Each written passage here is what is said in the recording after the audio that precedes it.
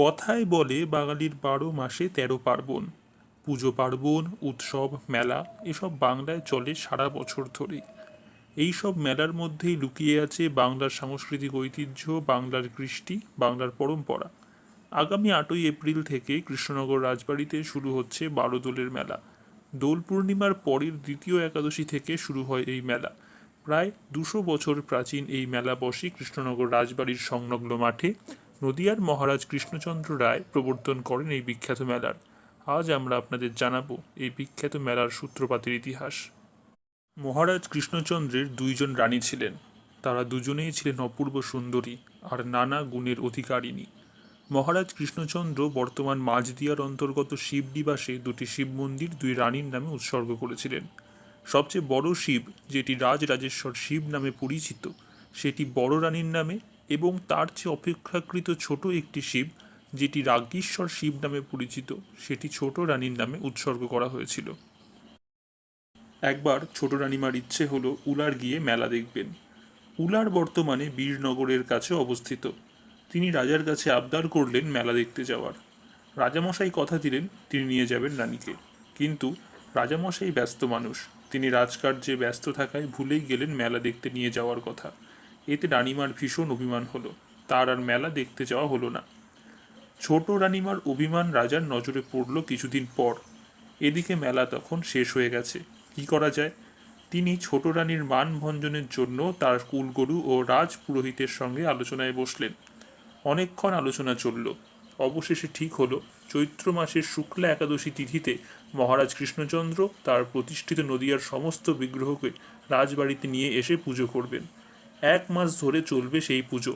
পুজোর শেষে পুনরায় সব মন্দিরের বিগ্রহকে আবার ফিরিয়ে দেওয়া হবে মন্দিরে। সেই মতো প্রস্তুতি শুরু হলো।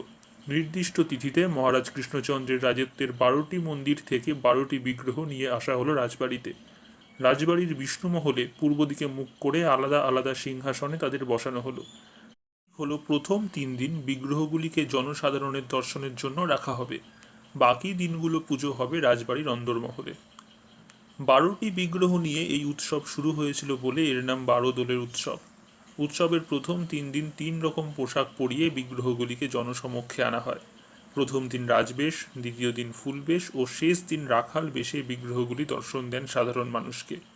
এই অপূর্ব বিগ্রহগুলিকে একসাথে দেখার জন্য দেশ বিদেশ থেকে প্রচুর মানুষ ভিড় করতেন রাজবাড়িতে।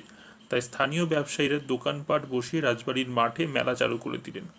তারপর থেকেই এটি 12 দোলের মেলা নামে পরিচিতি পায়।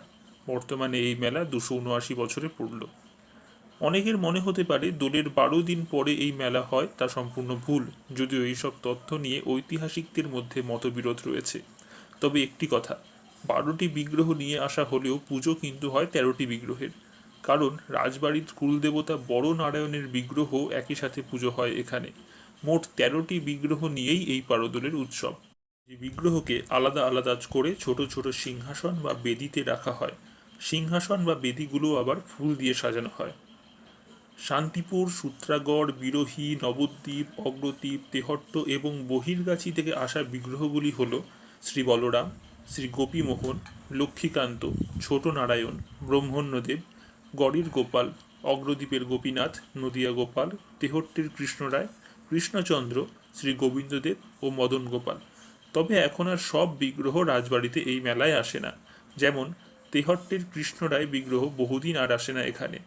আসে না অগ্রদ্বীপের গোপীনাথ বিগ্রহ, তার বদলে গোপীনাথের প্রতিকৃতি রাখা হয়। 1 মাস পর বিগ্রহগুলি আবার যার যার মন্দিরে ফিরে যায়। ভক্তরা যখন এই সময় বিগ্রহ দর্শন করেন, তখন সে সমস্ত বিগ্রহের পায়ে ভক্তরা আবির দেন। সেই সময় লেখা হরিভক্তি বিলাস গ্রন্থে এই মেলার উল্লেখ আছে। তবে রায়গুণাকর ভারতচন্দ্রের অন্নদামঙ্গল কাব্যে এই মেলার কোনো উল্লেখ পাওয়া যায় না। কিন্তু বিধুভূষণ সেনগুপ্ত রচিত একটি কবিতায় 12 দোলের বিগ্রহগুলির একটি চমৎকার বর্ণনায় পাওয়া যায়।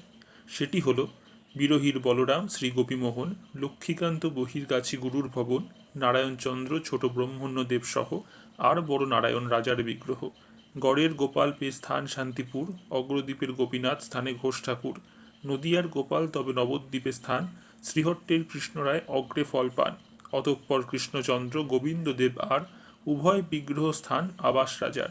মদন গোপাল শেষে বিরহিতে স্থিতি, 12 দোলে 13 দেব আবির্ভূত ইতি। হেরিলে দেবেরে হরে আধি ব্যাধি ক্লেশ, রাজবেশ ফুলবেশ রাখালের বেশ। ভক্তিবরে দেবনাম করিলে কীর্তন, সকল পাতক নাশে শান্তি লাভে মন। এই রকম এই বাংলার নানা রকম উৎসব ও মেলার খোঁজ নিয়ে আমরা আবার হাজির হব আপনাদের সামনে। ততদিন সবাই ভালো থাকবেন। এছাড়া আমাদের ধর্মগ্রন্থে পাওয়া নানা রকম অদ্ভুত কাহিনী পরিবেশন করি আমরা আমাদের চ্যানেলে।